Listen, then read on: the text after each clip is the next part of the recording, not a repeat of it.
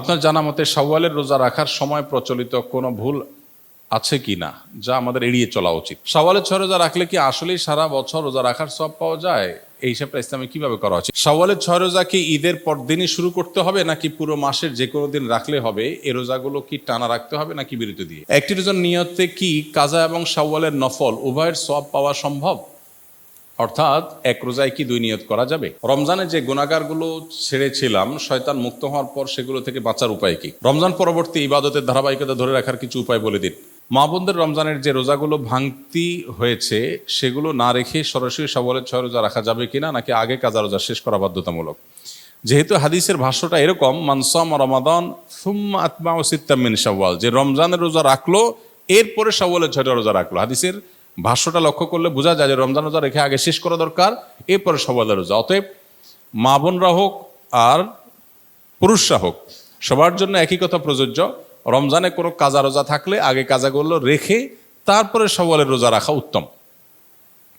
কোনো কারণে যদি রমজানের ভাঙতি রোজা রেখে শাওয়ালের 6টা রাখা সম্ভব হবে না মনে হয়, কারণ রমজানে 10টা রোজা ভাঙতি হয়েছে, আবার এদিকে শাওয়ালের 6টা 16টা রোজা, এতগুলো রোজা তার এক মাসে রাখা তার জন্য টাফ হবে যদি মনে হয়, তাহলে সেক্ষেত্রে সে শাওয়ালের 6টা রোজা রেখে কাজাগুলো পরে আদায় করলেও ইনশাআল্লাহ তার শাওয়ালের 6 রোজার ফজিলত আদায় হয়ে যাবে। শাওয়ালের 6 রোজা কি ঈদের পরদিনই শুরু করতে হবে নাকি পুরো মাসের যে কোনো দিন রাখলে হবে? এই রোজাগুলো কি টানা রাখতে হবে নাকি বিরতি দিয়ে? এটা আমরা ইতিপূর্বে বলে ফেলেছি।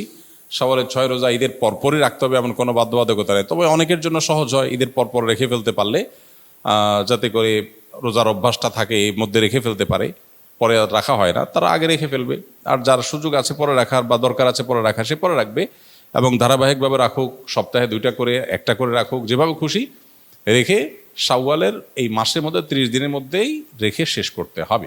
একটি রোজার নিয়তে কি কাজা এবং শাওয়ালের নফল উভয়ের সওয়াব পাওয়া সম্ভব? অর্থাৎ এক রোজায় কি 2 নিয়ত করা যাবে? না, এটা আপনি করতে পারবেন না। ফরজ রোজার নিয়ত করলে সেখানে আবার নফলেরটাও নিয়ত করতে পারবেন না, তবে নফলের 2টি একসাথে নিয়ত করতে পারবেন। যেমন সোমবার বৃহস্পতিবার রোজা রাখলেন, চাঁদের 13, 14, 15 রোজা রাখলেন, আবার শাওয়ালের রোজারও নিয়ত করে নিলেন, এখানে ইনক্লুড করতে পারবেন, 2টা নিয়তই একসাথে করতে পারেন। আর ফরজ কাজা রোজা আছে সেটা রাখলেন, একই সাথে আবার শাওয়ালের 6 রোজা রাখবেন, সেটা আদায় হবে না। শাওয়ালের 6 রোজা রাখলে কি আসলেই সারা বছর রোজা রাখার সব পাওয়া যায়? এই হিসাবটা ইসলামে কিভাবে করা হচ্ছে? এটা আমরা বলে ফেলেছি ইতিপূর্বে। রমজানে যে গুনাহগারগুলো ছেড়েছিলাম শয়তান মুক্ত হওয়ার পর সেগুলো থেকে বাঁচার উপায় কি?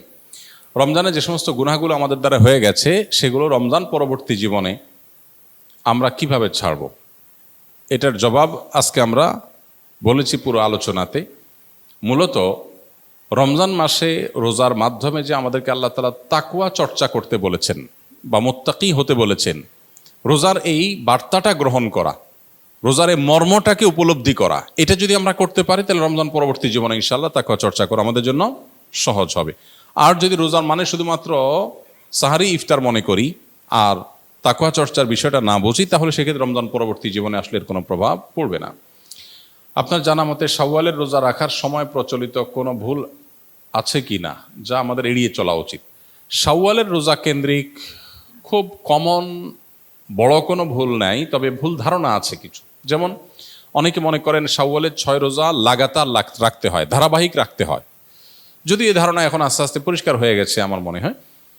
শাওয়ালের 6টা রোজার ফজিলতটা আমরা জানি। নবী সাল্লাল্লাহু আলাইহি ওয়াসাল্লাম বলেছেন, মান সামা রমাদান সুম্মা আতবাহু সিত্তাম মিন শাওয়াল কানা কাসিয়ামিদ দাহর, যে ব্যক্তি রমজান রোজা রাখার পরে শাওয়ালের 6টা রোজা রাখবে সে ব্যক্তি সারা বছর রোজা রাখার সওয়াব পাবে। এক হাদিসে নবী আলাইহিস সালাম এটার ব্যাখ্যাও করে দিয়েছেন।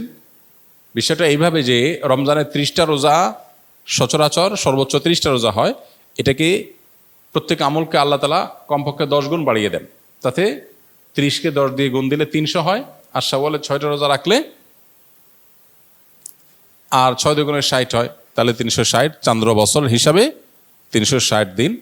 অতএব পুরো বছর রোজা রাখার সওয়াব পেতে হলে রমজান রোজার পরে শাওয়ালের 6টা রোজা রাখতে হবে।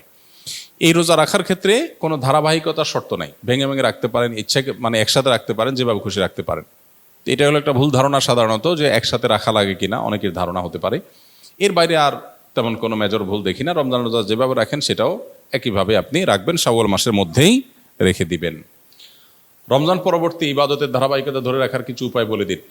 রমজান পরবর্তীতে ইবাদতের ধারা ধরে রাখার জন্য রমজানেই ভালো করে তাকওয়া চর্চা করতে হবে। রমজানে যার তাকওয়া চর্চা যত ভালো হবে, রমজানের পরে সেটা ধরে রাখা তত সহজ হবে, ইজি হবে ইনশাআল্লাহ বিইذনিল্লাহ। এবং আল্লাহ তাআলার কাছে দোয়া যেমন করতে হবে, রমজানের পরে দিনই পরিবেশে যত বেশি নিজেদেরকে রাখতে পারবো তত বেশি রমজানের ইবাদত ধারাবাহিকতা ধরে রাখা সহজ হবে ইনশাআল্লাহ বিইذনিল্লাহ। সেই চেষ্টা আমরা করব। রমজানের পরে আরেকটা ইবাদতের মৌসুম আসছে 2 মাস পরেই, সেটা হলো জিলহজের প্রথম দশক, 10 দিনের মৌসুম। এটা 30 দিনের মৌসুম, এটা হলো 10 দিনের মৌসুম। এই মৌসুমগুলোতে খুব বেশি সুন্নাহসম্মত আমলগুলো, কোরআন হাদিস বাতানো আমলগুলো যদি করতে থাকি, তাহলে 2 মাস পরে আবার রিচার্জ হয়ে যাবে, সেটা দিয়ে আমরা আবার কিছুদিন চলতে পারবো ইনশাআল্লাহ। এভাবে শরিয়া যে আদেশগুলো করেছে সবগুলো কিন্তু আমরা পরিপূর্ণভাবে পালন করি ইনশাআল্লাহ বিইذনিল্লাহ, সারা বছরই ইবাদতের ধারাবাহিকতা ধরে রাখা সম্ভব হবে। আল্লাহ তাআলা আমাদের সবাইকে আমলের তৌফিক দান করুন। জাযাকুমুল্লাহ খাইর।